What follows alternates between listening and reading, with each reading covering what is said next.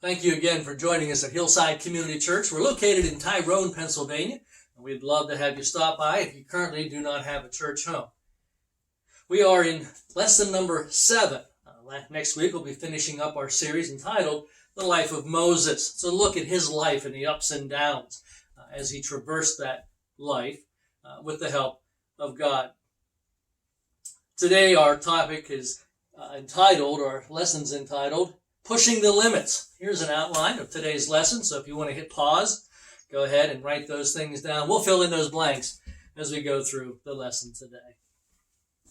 You and I have boundaries. We place fences around our homes. We have property surveyed so we know where our borders are.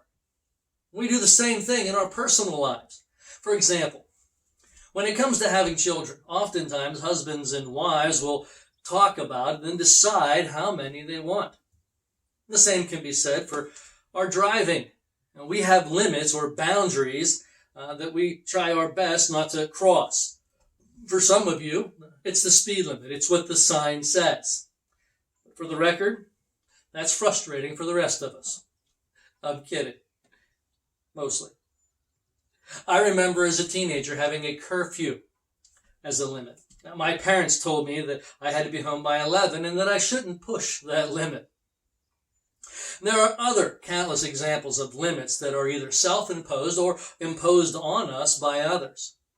But regardless of where these limits come from, we live in a world and a culture that continually tells us to push those limits, to test those limits, to go beyond what we have chosen or what we've even been taught. Our culture says things like, buy a bigger house, buy a nicer car, wear newer clothes, even if you can't afford them. I mean, after all, isn't that what credit cards are for? In the same way, our culture tells us to pack more into our schedule. They say things like, you can do more, or you should do more, you ought to do more, just to keep up with everybody else. So when we find ourselves in this battle regarding limits, we have to recognize that it's a battle between our culture and what it pushes us toward, and between our God and how he expects us to live our lives, to use our time. Today we're going to talk about limits. But before we jump into the text, let me give you some facts, 3 facts about time. Now, these 3 points about time are from Andy Stanley. Let me put them on the screen here for you. Number 1, your time and my time is limited. Each of us get 24 hours in a day, no more and no less. Now, interestingly, even though our time is limited, we tend to schedule our time like it's unlimited. Second, all of your time is going to be spent. I mean, maybe you never thought of it this way, but the truth is, there is no such thing as leftover time. You cannot bank time, you cannot accumulate time, you cannot stockpile it. On your deathbed, you cannot tell your doctor, hey, I banked 6 months of time, and think that's going to make a difference. No. All of our time, every day, is going to be spent. The third fact about time is that someone or something determines how we use our time. Now, we like to think that we determine what happens to the time in our days, and sometimes we do, but most times we don't. Our time is often influenced by others. Our families influence the use of our times. There's clubs and organizations. We have churches, sports teams. All these things compete for that limited time that we have. As we're going to see today, Moses, he could have related well to all 3 of these truths. So based just on those 3 truths that we see here, how well do you think you are doing at keeping yourself from becoming overloaded? How many of you would say that you regularly or often experience being overly stressed? How many of you would say that you wish you had more time? I know my hand would go up on that question. Let me tell you a story. January 1999, there are 3 clamming boats that sunk in the Atlantic Ocean. The string of accidents began on January 6th, and the third one ended on January the 18th. Within 13 days, the combined loss of lives totaled 10 fishermen, supporting the truth about the danger of commercial fishing. It's rare to lose 3 vessels in such a short amount of time, but it's even more rare when all 3 come from the same dock. Investigators discovered there were several facts about these tragedies.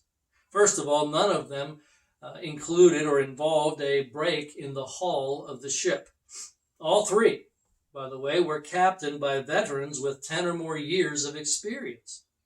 And what was interesting is that all 3 were heading back to the dock and were within 15 miles of their destination.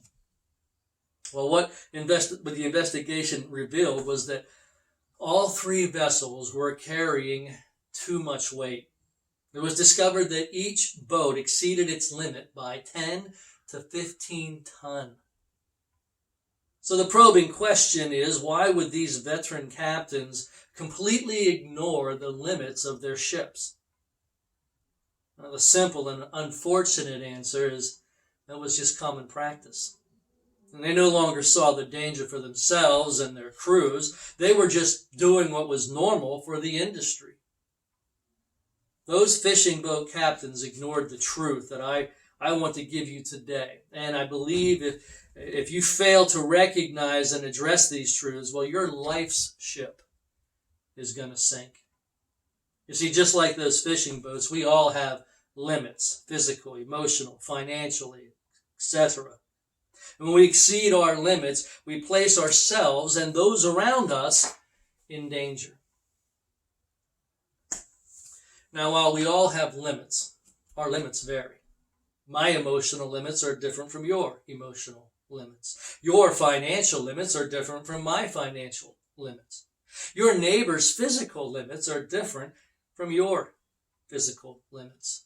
See, the important thing to know is the extent of your limits and then to keep from exceeding them.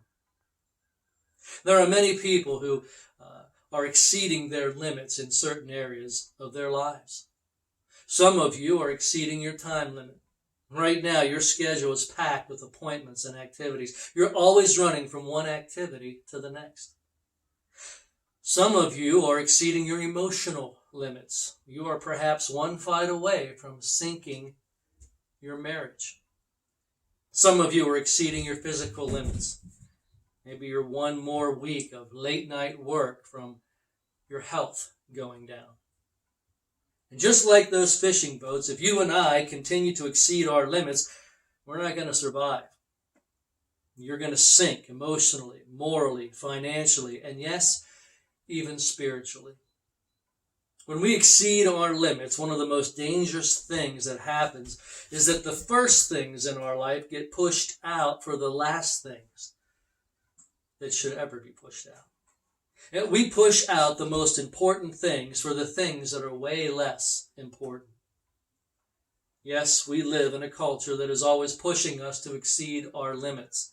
But the truth is, you and I do not have to go beyond our limits. Today we're going to see that Moses, he began to experience this exceeding of his limits.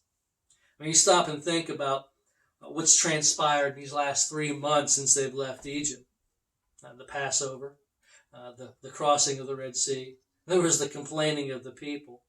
And on top of all those challenges, in chapter 17, there was a battle with the Amalekites. Now, none of those events in and of themselves would have been a big deal. But he, being Moses, even though those things altogether would have wiped most people out, he handled them all. And what Moses learned back then, and what I want to encourage you to do today, well, it's our main point. It's our main sticky statement. You and I need to unload before we overload.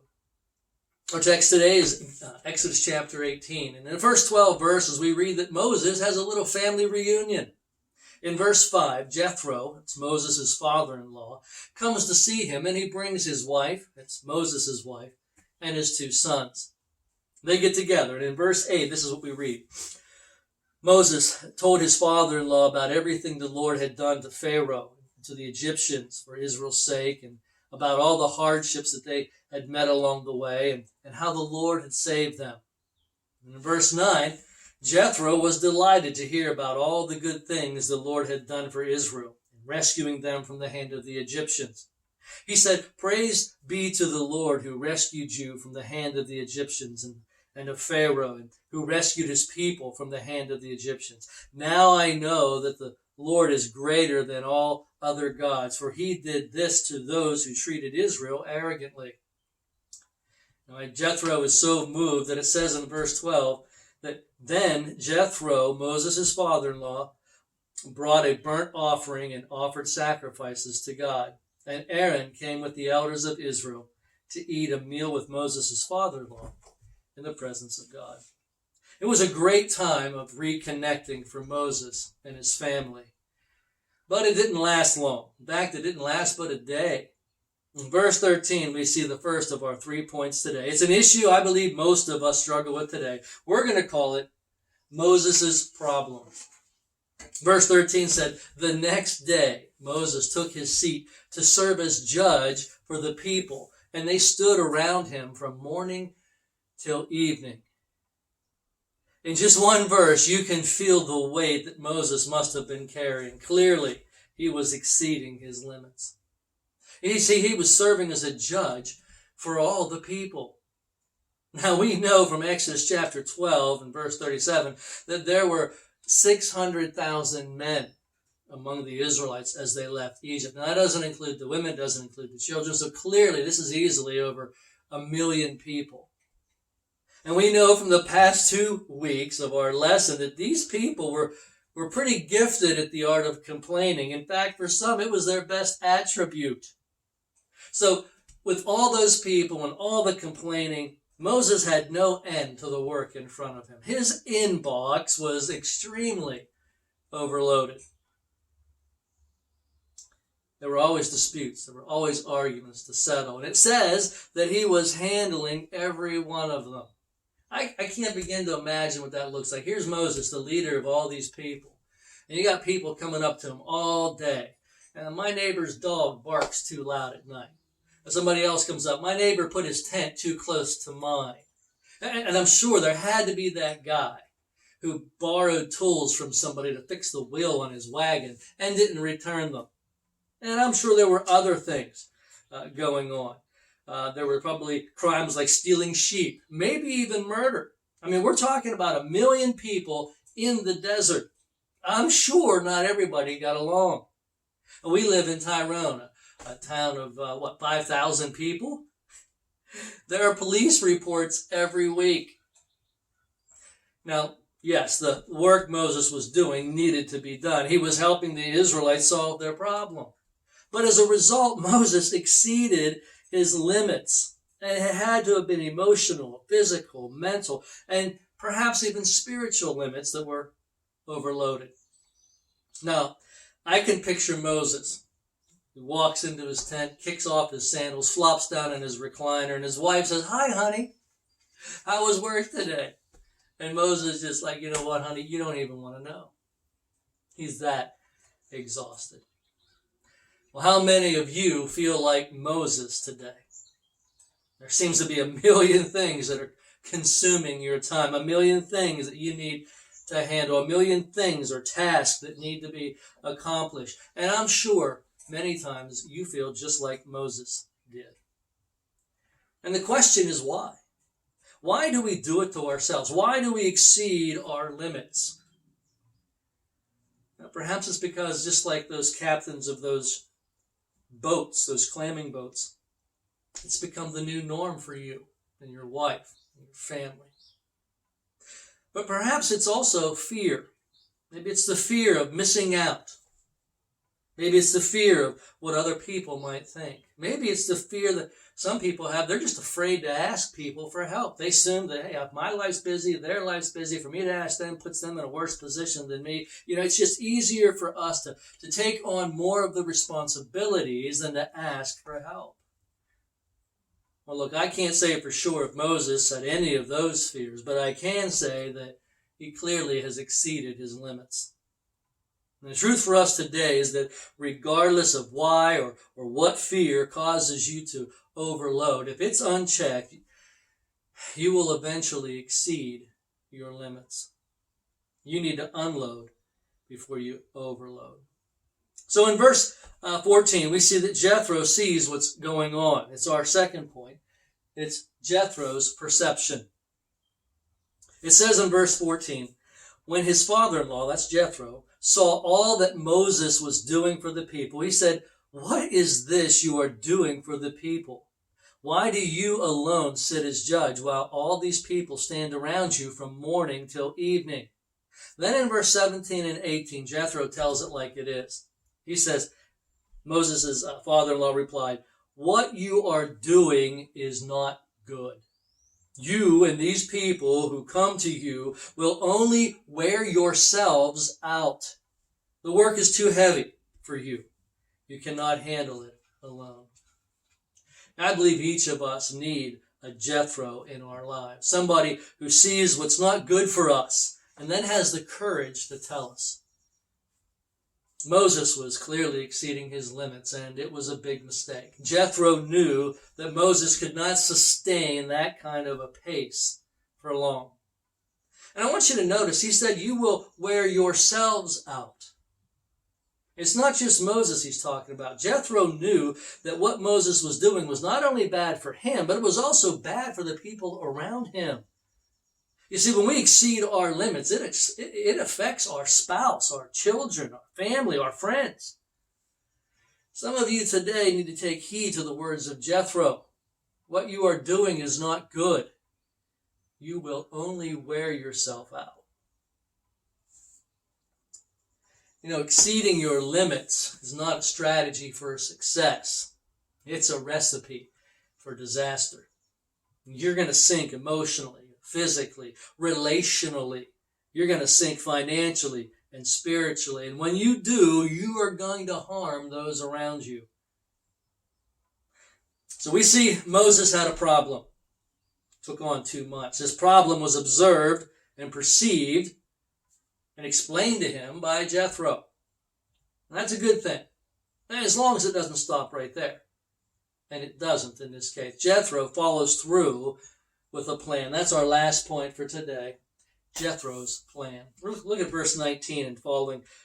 Jethro says this, "Listen now to me, and I will give you some advice, and may God be with you. You must be the people's representative before God and bring their disputes to him. Teach them his decrees and instructions, and show them the way they are to live and how they are to behave. But select capable men from all the people, men who fear God. They're trustworthy men who hate dishonest gain, and appoint them as officials over thousands, hundreds, fifties, and tens." That sounds like a great plan. And here we see that Jethro's plan has two parts. First, he needed to delegate some of those responsibilities. And what's really important when he does this is to choose quality people. You see, if he doesn't get the right people, he's going to have a bigger mess on his hand. And his workload will actually become worse. Look, there are some things that you and I carry that we need to hand off. Rarely do I share a sermon where I too am not challenged to make some changes in my life. And this has been one of those sermons. Delegating is not my strong suit. And I need to have the response that Moses did. And we're going to look at that in just a minute. The second step in Jethro's plan was for Moses to cut some things out. You know, most of us don't have a scheduling problem. We have a priority problem. That's right. See, I was challenged by a couple of my friends on this very issue just a few days ago. And I'm thankful that I have a couple of Jethros in my life. Barry Brown is one of them, and he's very faithful at checking in on me. But perhaps my Beth Jethro is my wife. You know, many times Beth sees things differently than I do. And rarely is she wrong. And I mean that. I'm not just saying that. She sees when I'm getting overloaded. She not only brings it to my attention, but she helps me to right my ship And in the process, that rights our ship together. Cutting things out is not easy, but almost without exception, when I do, it's for the betterment of not only me, but for the people around me, especially my wife. The truth is, just because you can do something doesn't mean that you should do something. When asked about doing something, instead of asking yourself, can I do it or am I available, ask yourself, is this going to push me closer to exceeding my limits? So how does this lesson from the life of Moses apply to us? Well, I'm glad you asked. Look at verse 24. It says that Moses listened to his father-in-law and did everything he said. He chose capable men from all Israel and made them leaders of the people, officials over thousands, hundreds, fifties, and tens. They served as judges for the people at all times.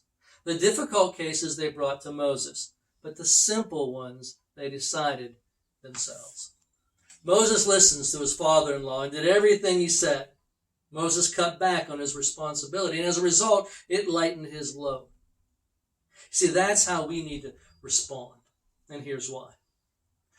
When we exceed our limits for too long, everything good in our lives will sink. And that, my friend, includes your closeness to God. God has created all of us with limits. Limits were part of God's design.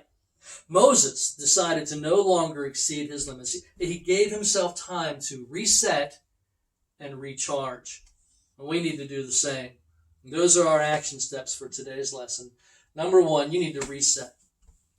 Reset is defined in the dictionary as a transitive verb that means to set again or anew. You and I do that by determining what's most important. What things make up the most important 5% of your life? What is the 5% that you cannot delegate to somebody else? What is the 5% that you cannot hire someone to do or handle? The 5% that requires you to be present? Well, here at Hillside, we believe the order should be faith, family, and community. It's on our church sign. It's on our T-shirts. I believe that it's the correct order for a proper reset. And throughout the Bible, we see support for this specific order. The first commandment is that we put God first. Hebrews 11:6 says that without faith, it's impossible to please God. Well, that's our first priority. It's got to be in our top 5%. When it comes to family, again, God's pretty clear.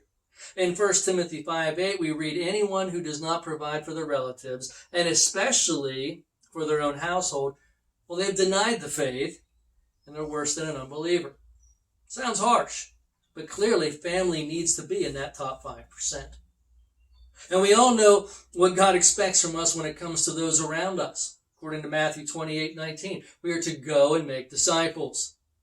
Those three are in my top 5%. Are they in your top 5%? Your faith, your family, your marriage, and sharing Jesus have to not only just be priorities, they've got to be higher priorities than anything else. That's more important than your work, than money, promotion, position.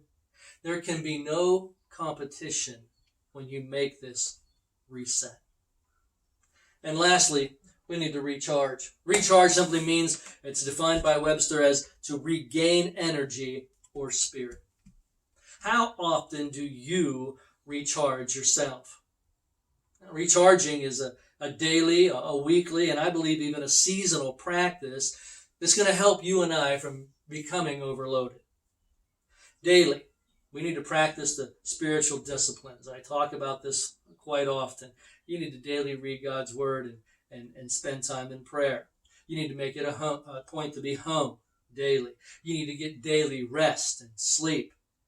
One of the things that Ashley shared with me when we were collaborating on the sermon, he said this, your day does not start when you get up. It starts when you go to sleep. That makes sense to me. I mean, I kind of like that.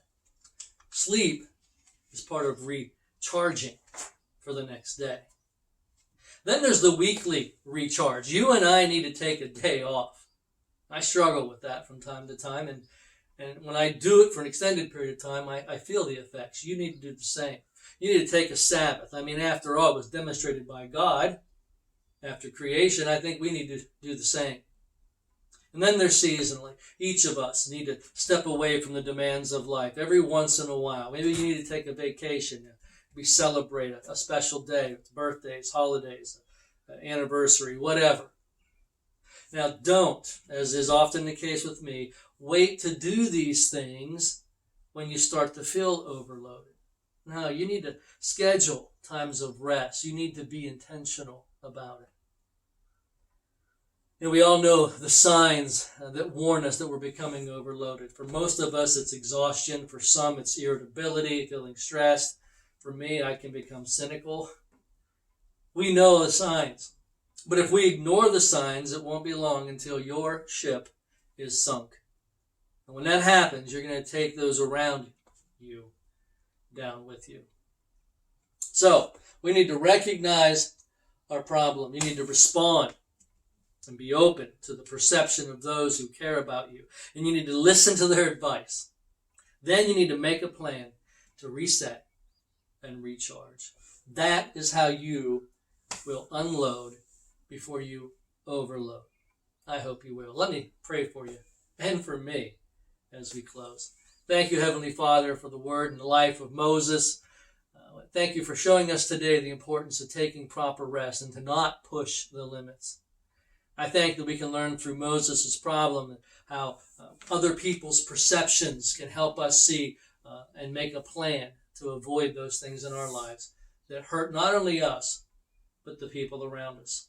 So my prayer is that each and every one of us, myself included, make it a priority to reset and to recharge. I don't believe we can do life well without doing those things, and clearly, by your example, we need to do those things if we want to serve you well. It's my prayer that each of those things happen in the lives of everyone, including myself, that hear this sermon. Thank you again for ways you continue to keep us safe and to bless us. Until we meet again, I pray you continue to do exactly that. In Jesus' name, amen. Thank you so much for watching. God bless. I hope you have a great week.